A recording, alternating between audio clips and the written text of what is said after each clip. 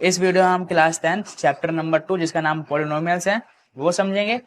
तो सबसे पहले हम इंट्रोडक्शन लेते हैं इसका पॉलिनोमियल्स का थोड़ा सा, कि वेरिएबल टर्म क्या होती है।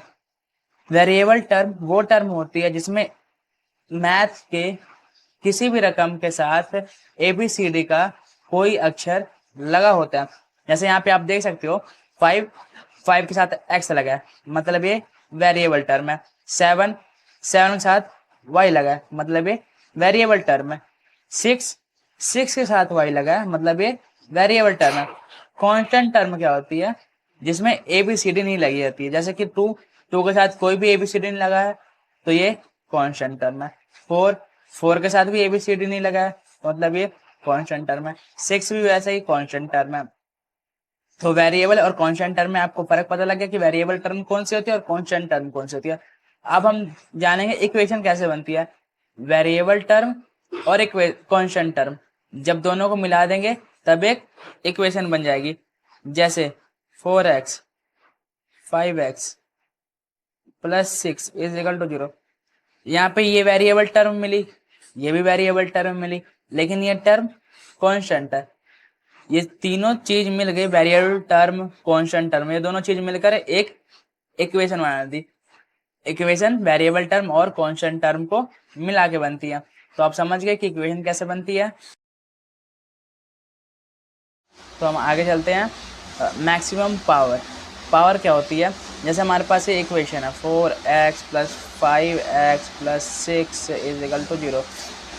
जो इसके ऊपर की जितनी वैल्यू होती है इसको हम पावर कहते हैं। तो यहाँ पे x की पावर कुछ नहीं है, यहाँ पे भी x की पावर कुछ नहीं है, तो मतलब 1 है। यहाँ पे कुछ नहीं है, मतलब 1 है। तो जिसकी मैक्सिमम पावर 1 होती है, जिसकी डिग्री 1 होती है, पावर को हम डिग्री भी कह सकते हैं, सॉल्यूशन भी कह सकते हैं और जीरोज भी कह सकते हैं। तो जिस इक्वेशन की मैक्सिमम पावर 1 होती है, डिग्री 1 होती है, सॉल्यूशन 1 होते हैं, उसको कहते हैं हम लीनियर पॉलिनोमियल। अब यहाँ पे 4x की square 5x plus 6 is equal to 0।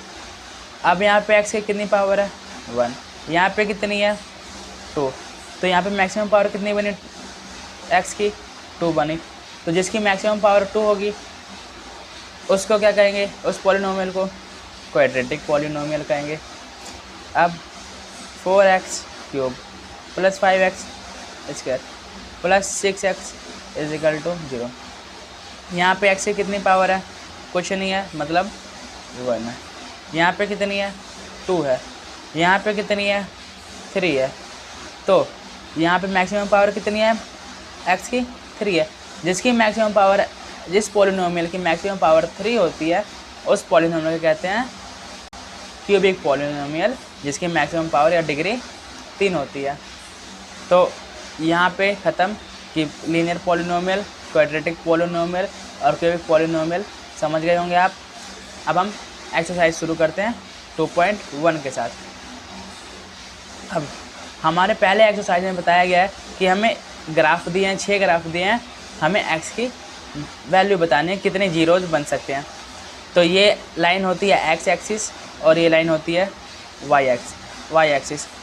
अब हमें बताना है कि x की कितनी पावर है, मतलब जीरोज है।